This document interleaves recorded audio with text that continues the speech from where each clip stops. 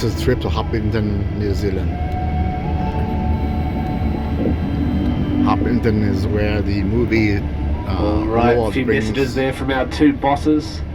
Lord of Two the Rings men that made this trilogy. movie set possible. You might have recognised one of them, Sir Peter Jackson.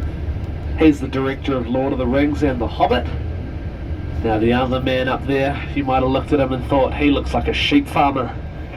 Well, you're not far off. That is Russell Alexander. It is the Alexander's family farm that we're driving through right now. Now, you might have seen a few of our Romney sheep hanging around on the paddocks there.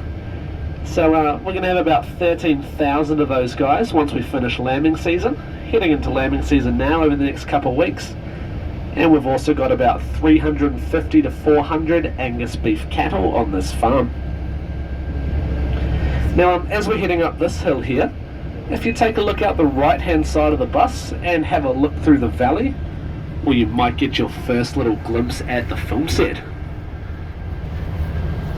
So, coming into view right there, you'll see our oak beer barrel cart, as well as Sandyman the Miller's thatched mill house.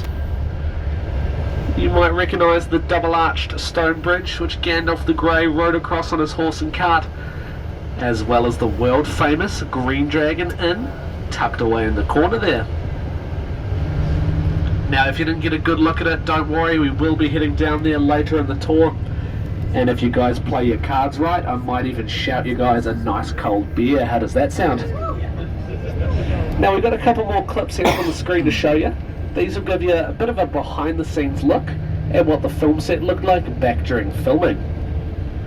Now, if you stay looking out the right-hand side of the bus, look behind these bushes. You'll see the home to our garden, landscaping and art departments.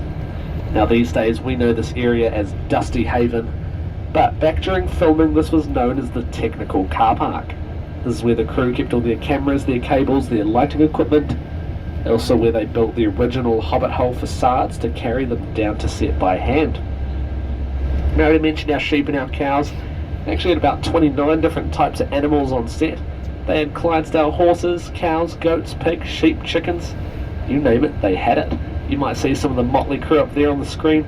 They also had 3 full-time veterinarians to make sure all the animals were happy, healthy and movie ready. Now, if you take a look at the left-hand side of the bus, you'll see a lovely little flat bit of land. Now, this is what they called base camp. Now, the actors had their trailers, they had their hair and makeup teams here, as well as 2 large marquees that could feed up to 500 people.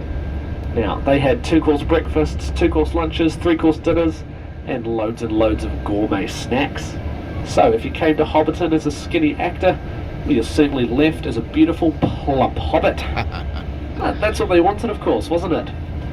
Now, if you stay looking out the left-hand side of the bus, look out about half a kilometre, you'll see a group of pine trees, some of which have fallen down. But this is a very important spot. This is where we see the Alexander's farm for the very first time in the first Lord of the Rings films. We do have a clip of that scene here up on the screen to show you. I'll let Gandalf and Frodo take it away.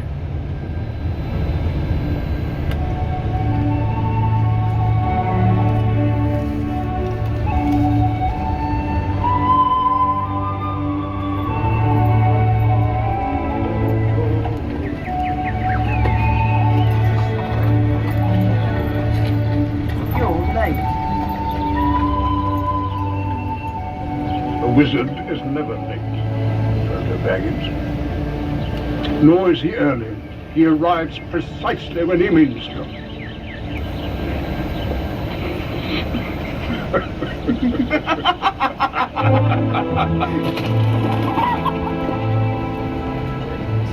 Yeah, just like us. So this is where we're going to depart the coach. We're going to carry on our little fellowship on foot. So we're going to head through this gate here. If you guys just meet me in front of that wooden sign that says Hobbiton, I'm just going to run through a few health and safety matters before we go down into the set. Now, as you go through the gate, you'll see there are